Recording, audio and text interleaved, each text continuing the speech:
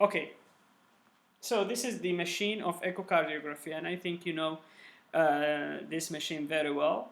This is a screen, and this is the I don't know what's called this. This is the keyboard from the for the echocardiography machine, and this is the analyzer. This is an analyzer, so it take the picture or take the waves from the body and analyzing here, or operate here or reacted here, and then the picture appear in this screen. Okay, let's talk about the echo. Before that, I want to mention one important thing, which is the ultrasound wave. So ultrasound waves, the frequency, the amplitude, how it's produced, how to the machine analyzed the equations and so on and so forth. This is not important for a physician to know. I think this is purely physics, and we are not a physicist. We are a physician. Just see the picture or see the videos, and then judge if the patient have a disease or not. So this is then echo machine. Okay, very important to know the axis of the echocardiography, because if you know the axis very well, you know how to reach to the heart structure, right atrium, right ventricle, left atrium, left ventricle, even aorta, and to see the abnormality there, if there is abnormality. The axis of the echocardiography, the parasternal axis, which is very important axis to know, the apical axis, and subcostal axis, or sometimes called subxiphoid axis, because it's below the xiphoid process of the sternum, and suprasternal axis. Okay, so we have here, this is the heart. Okay, and you see this is the parasternal longitudinal axis. So parasternal longitudinal axis. So we cut the heart longitudinal from the apex to the base. Okay, and what are the structures? So what are the structure I should see? So the structure is here. So once you cut the heart parasternal longitudinal, so the structure is here. So you see here, this is the structure, and this is very important, which is the left ventricle, and this is the right atrium. This is the left atrium. This is the mitral valve, anterior leaflet, posterior leaflet, and this is the right coronary cusp, and this is the non-coronary cusp of the aortic valve, and this is the ascending aorta. Okay, before that, you should know how to put the transducer, where I can put the transducer to reach to this view. Very easy. So here you have a patient. Okay, and this patient, this is the sternum, and this is the parasternal area. And just in third or fourth intercostal space, I put the transducer. And there is, types of transducer. The smaller one, which is the best, and why? Because you can push in the intercostal space to reach to the heart, and to just pick up a very clear picture. Just ask a patient to do what's called a lateral decubitus, okay? Because the heart in this position is more closely to the chest wall, okay? Very important here, you see this is the transducer. The transducer pointed to the right shoulder, okay, from this side, and from the other side pointed to the left elbow, okay? And when you just do that, so you can get the picture of the parasternal longitudinal axis. And this is this is the picture. So this is the longitudinal parasternal longitudinal axis. Okay, so Again, this is a longitudinal axis, so parasternal longitudinal axis, and this is the real picture from the echo. Okay, so you see here, this is, from the illustration picture here, illustrating picture, this is the right ventricle, RV, anterior wall, interventricular septum, and the left ventricle and the posterior wall of the left ventricle. Okay, and don't forget here the aortic valve and the mitral valve. This is carotid tendini attached to the papillary muscles, and this is, that this is the left atrium and this is the coronary sinus. Okay, how to cut the heart in the apical way, or in the apical, the short axis parasternal. Again, so this is the picture. Here you see this is a parasternal short axis view. And you can do that in the three view, or three pictures. You can get it. So at the level of aorta, the level of mitral valve, at the level of apex, and sometimes this is called the papillary axis. Okay, and this is a short axis. How to do that? It's easy. So this is the short axis. So remember that this is the parasternal longitudinal axis. You should just rotate the transducer 90 degree. Okay, I call this is the opposite side. So you just rotate it 90 degree, and you can pick up the short axis parasternal. So you see, this is a longitudinal, so a longitudinal axis, so pointed to the right shoulder and left elbow. Now 90 degree, you can just do that. So here, if you see that the pointer toward the left shoulder, okay, and the right elbow, okay, and then you can move it, okay, you can move it up and down, up to the aorta, at the middle, to mitral valve, and the pillow. You can get the papillary axis. Okay. So here you see that this is short axis of mitral and apical view, and if you just point it up or at the level, you can get the aortic valve. Okay. And lastly, if you want to get the apical view, so the apical view at the fifth intercostal space, at the point of the maximum pulse. Okay, so you just feel the pulse, and just when you feel it, you just put you just put the pointer or the transducer there, and you can get the apical view.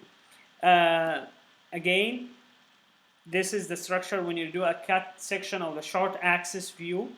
Not like a longitudinal. So short axis, you just see the left ventricle, okay, which is a concentric, and the right ventricle, which is above, or it's anterior, okay, and it is eccentric, okay, not concentric, okay, and it's a very important view just to assess the left ventricular function of the ejection fraction. Again, this is a picture. This is a longitudinal axis. This is a shortcut axis. Okay, this is a shortcut axis. Okay, forget about these views. Okay, this is an apical view. Okay, just if you want it, this is the apical view. Okay, forget about that. Okay. Now, this is a real picture of the echo. Okay. And I will see you what is the video, what's the real videos. Okay, so just this is a picture, and the video is something else. So the video, it's all these structures moving. Okay, all of them moving. One thing's here, the picture here in echo, which is a triangular shape, or pyramidal, pyramidal, or the triangular shape. Which is a two-dimensional. Okay, everything here are anterior, in front of you, and everything here posterior. That means this is for example, the anterior wall of right ventricle, and this is the posterior wall of the left ventricle. That means the anterior wall of the right ventricle, which is anterior, and the posterior wall of the left ventricle, which is posterior. Okay, now this is again, this is a right ventricle. This is a right ventricle. This is an anterior wall of right ventricle. This is the interventricular cavity or right interventricular cavity, and this is the interventricular septum. And this is the aortic valve. Okay, right coronary cusp and the non-coronary cusp. And you know that the aortic valve contains three cusps. Okay. Why here in the echo picture, appear two cusps, not three? Because this is a two-dimensional echo, not three-dimensional echo. So the two cusps appear. There is another view, which is the apical view. You can see the fourth or fifth chambers, 4 chambers, 5 chambers view, 5 chambers view. You see the aorta, and she's the aortic valve with tricasps. Okay, and if the patient have a bicasp, it is very easy, very clear to pick up in this view. Okay, now you see the right coronary cusp. Why it's called right coronary cusp? Because the right coronary artery arising from here. Non-coronary, there is no coronary artery arising from here. What is the cusp left, which is left coronary artery? The left coronary artery arises from there. Okay, you see this cusp is continuing with the interventricular septum. So there is a continuation between them. And if you lost this continuation, for example, if there is a gap between them, that means the patient may have VSD, bronchus arteriosus, or overriding of the aorta, or transposition of great vessels, and so on and so forth. Okay, and to diagnose a VSD, okay, you can just see there is a gap between them, but to confirm that, you should do what's called the color flow Doppler. Okay, you see that the blue and red toward the transducer, blue away from transducer. And if there is a pathology, there is a mosaic color, orange, blue, red, and all of them mixed together. And you see the jet of the blood going to the right ventricle. That means the patient have VSD. Okay. Okay, this is the aorta. This is the ascending aorta. And if this ascending aorta get enlarged, okay, for example, if the patient have aneurysm or dissecting aorta, so you can diagnose that very easy by the parasternal axis, and it's compressing the left ventricle, the left atrium when the patient have aneurysm or dissecting aorta. Okay, now this is the anterior leaflet of the mitral valve. Anterior leaflet of the mitral valve, and if you see that in the video, after a minute I will show you the video. The anterior leaflet of mitral valve is a finger-like, okay, and it's coping with the posterior leaflet of the mitral valve. This is a normal, okay. And one thing here I will mention that in the videos, the mitral valve opens 2 times, not 1 time, okay. So opens 2 times, okay, because the blood now felt during a diastole, the blood felt the left atrium, and when during a systole, the blood felt in the left atrium, and during a diastole, the mitral valve opened, and the large amount of the blood in the left atrium going to the left ventricle passively. Okay, that means without contraction. Okay. And more than 75% goes to the left ventricle. 25% ejected from the left atrium to the left ventricle by contraction. This contraction will open the mitral valve. Will open the mitral valve second time. Okay, so 1 time during a diastole, huge amount of the blood going from the left atrium to the left ventricle, and the second time when the atrium contracted, the blood ejected to the left ventricle, and the mitral valve opened again. Okay, and I will just discuss this again with the videos. The mitral valve look like a parachute-like, and why the mitral valve opened 2 times. I will discuss this later on. This is the posterior leaflet of the mitral valve. This is the left atrium, okay. And if there is any mass, for example, this is the anterior wall. This is the posterior wall of the aorta. And this is the anterior wall of the aorta. Sometimes you might see here a pedunculated mass. this is a myxoma, for example, and it's attached to interatrial septum, you can diagnose this by the parasternal axis. This is, the posterior wall of the left ventricle. This is the infralateral wall of the left ventricle. And I will just discuss this later on in the video, how to just assess or judge the patient have a very good left ventricular function or not. Okay, because the interventricular septum and the posterior wall of left ventricle contracting simultaneously in a synchronized manner. Okay, and the ventricle cavity will narrow. Okay, and this is during systole. During diastole, the ventricle will come back again to the normal size. Okay. Okay, let's talk about now, let's go to the video and see the videos. Okay, this is a real picture of the parasternal longitudinal axis. And I said to you, everything here moving. Okay, again, this is the anterior wall of the right ventricle, this is the interventricular cavity, and this is the interventricular septum. This is the right coronary cusp, which is the upper cusp, the lower aortic cusp, which is the non-coronary cusp. And if you see there is a continuation between them, that means the patient mostly don't have VSD. And if you see, this is the mitral valve, this is the anterior leaflet, this is the posterior leaflet, this is the chordae tendineae, and this is the papillary muscle, this is the posterior wall of the left ventricle. Okay? Two things here I want to mention. You see, this is the mitral valve, and you see the mitral valve moving 2 times. That means opens 2 times.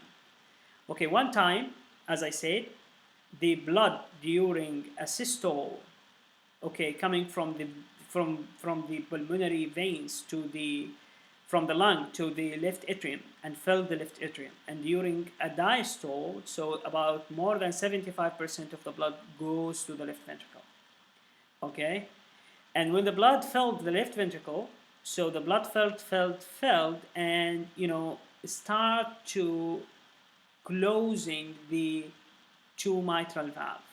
Okay, so something that arising the mitral valve above and closing to each other. But as I said, 25% of the blood left in the left atrium. Now the left atrium contracted and ejected and opened it again. Okay, so this is the mitral valve. And when you have for a disease, for mitral stenosis, you have finger-like, and if the patient have dooming-like, that means the patient not have this this straight-like line, or this is this finger-like. The patient have doom-like. Okay, this is a mitral stenosis, and we'll talk about that later on the video on the videos in the future. In the in the separate manner. So mitral valve, I will discuss a mitral valve in the separate videos. Okay, here if you see here, this is the interventricular septum, and this is the posterior wall of the left ventricle. And if you see, then it's contracting and simultaneously in a beauty manner, in the synchronizing manner. That means the interventricular cavity narrow, and when during a diastole, the left ventricle come back again. Okay. One thing here also I want to mention, you see this is the descending aorta. Okay, and this is a very, very important landmark to just differentiate between pericardial fluid and pleural fluid. If the fluid above the descending aorta, this is the pericardium, if the fluid above it, that means the patient have a pericardial effusion.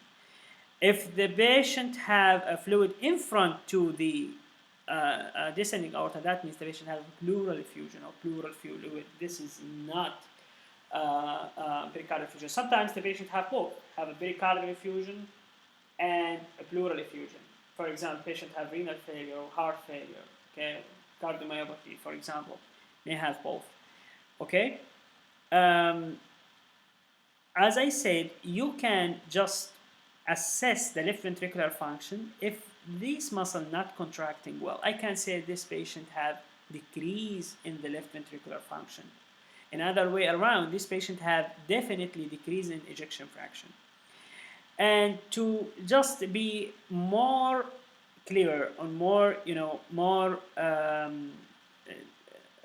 more oriented, just to do what's called the M-mode echo.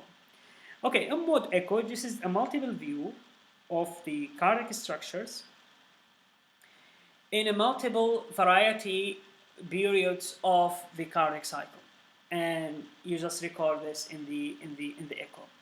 For example, if you want just to cut here, just one line to cut here, just what are the structure you should see in this view. You see the right ventricle, interventricular septum, and the cavity, and the posterior wall of the ventricle.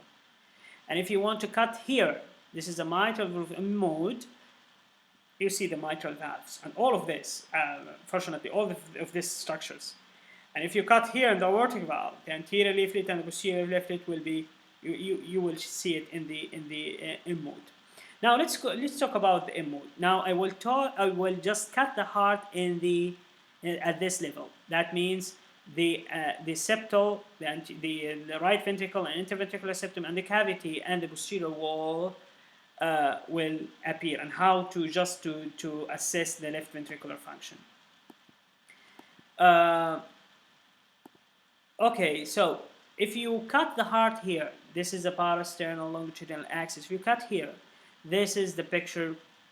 This is a picture you should see. So I cut the heart like this, okay, vertical, not longitudinal, okay. And you see here, this is the interventricular septum. This is the interventricular septum, and this is the interventricular cavity, okay. And this is the posterior wall of left ventricle. As I said, during a systole, it's relaxing at the same time, and during a systole, contracting at the same time. That means there is a synchronism between them. That means I can measure the distance here during a systole, and the distance here during a diastole, and the distance during a systole. And just the machine will calculate that, and it can measure the ejection fraction of the patient. Okay. Now the mitral valve. If I want to cut here in the mitral valve, this is the mode of mitral valve. Now this is the interventricular septum, and this is the mitral valve. This is the anterior leaflet of the mitral valve, and this is the posterior leaflet of the mitral valve. And here the valves open. This is during a diastole. And during a systole, the two valves close at the C point, okay, to the D point. The two valves closed, okay. Now during a diastole, the two valves open. This is the anterior leaflet of mitral valve, and this is the posterior leaflet of the mitral valve, okay. And you see here there is a two wave of mitral valve. This is called the E wave, and this is the A wave. And this is a very important, necessary information to know, because if this wave changed, that means if you have an E wave lower than the A wave, that indicates something. Or another way around, if the patient have an A wave, the A wave is larger than the E wave, that means the patient have, for example, a stiff ventricle. I think you heard about the fourth heart sound. Fourth heart sound, when you have a stiff ventricle, the left atrium contracting against the stiff ventricle to just push the blood to the left ventricle. Okay, that means the patient have a stiff ventricle. That means the patient not have a healthy ventricle. Okay, and if you just lost the A wave, that means the patient have atrial fibrillation. Okay, so you can diagnose a disease from this description. Okay. As I said, very important to know the waves, or A wave and E wave and C point, and then this is during the systole, then the diastole opens, so it opens. Okay, and just like I like to describe that this is like a butterfly. Okay, so if you see, that's like a butterfly. Okay, it's like a butterfly. Okay, so during a systole closing, during a diastole opening, during systole closing, during diastole opening. I have another one here. This is another one, normal. M mode, parasternal at the mitral valve, longitudinal axis. You see this is a two wave, this is an E wave, and this is A wave, this is an E wave, this is A wave. So during the systole closing, during the diastole open, this is the posterior leaflet of the mitral valve. Okay, now this is a mitral valve. Let's talk about the aortic valve. So now I cut the heart from here at the level of the aortic valve. Now this is the this is the aortic valve. This is the aortic valve. Now I cut my section here at the level of the aortic valve. Now it's very easy to know. So this is this is the right ventricle wall. Sorry, this is the right atrial wall, and this is, as I say, this is the left ventricle. Okay, this is the left ventricle, or the left atrial wall. Okay, this is the left atrial wall. Okay, this is the right atrial, and this is the left atrial wall. And if you see here, this is the aortic valve. This is the right coronary, non-coronary cusp, so closing during a systole, and during a diastole closing, and during a systole open it. So, and give you a very important, this is a box-like. Okay, so during the systole give you a box-like. So during a systole, the aortic valve is open, because you see this is a contraction ECG, and after the QRS, the aortic valve opened. Okay, so this is a box-like. When you have a problem, for example, so this is, if you see, this is a line here, and if you just have a funnel like, that means the patient may have a problem with ejection fraction, or with the function of the left ventricle. Okay.